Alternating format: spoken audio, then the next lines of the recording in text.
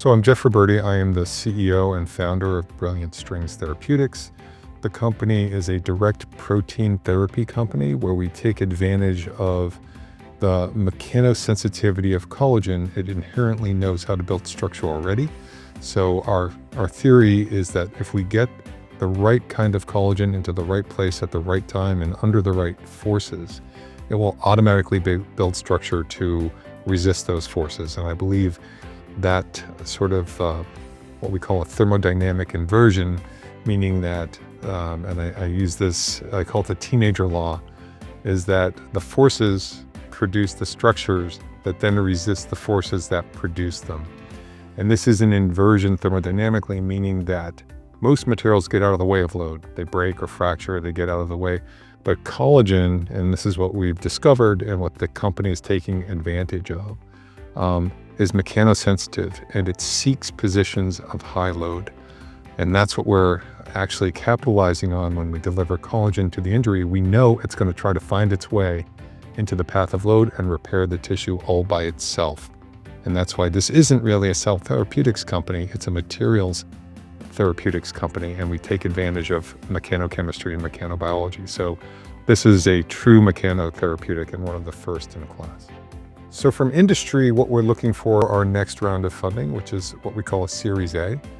And we're looking for about 8, probably to 15 million for that round, depending on what our FDA requirements are.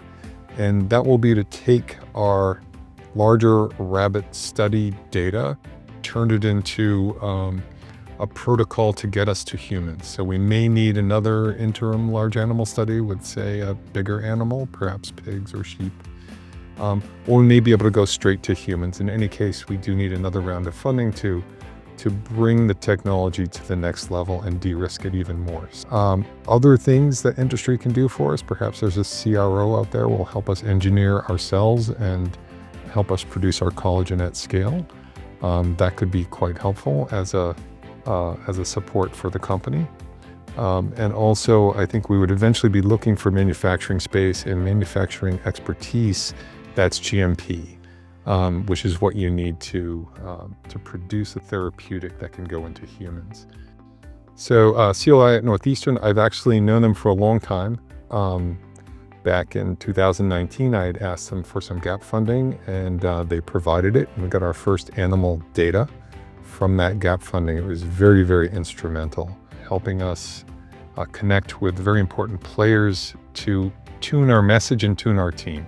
So the Noble Reach Foundation actually has taken us on as a client because of CRI.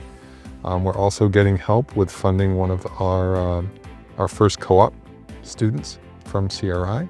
And I'm working with another company called Inspirilia that is helping me write a proposal that we're submitting to the NIH on Monday. So that's ongoing right now, and they're helping me right now. And that was also because of CRI. They're also providing us help with design, like web design and logo design, and all of that is stuff, me as a professor, I do not like to do that sort of thing. I much rather work on science.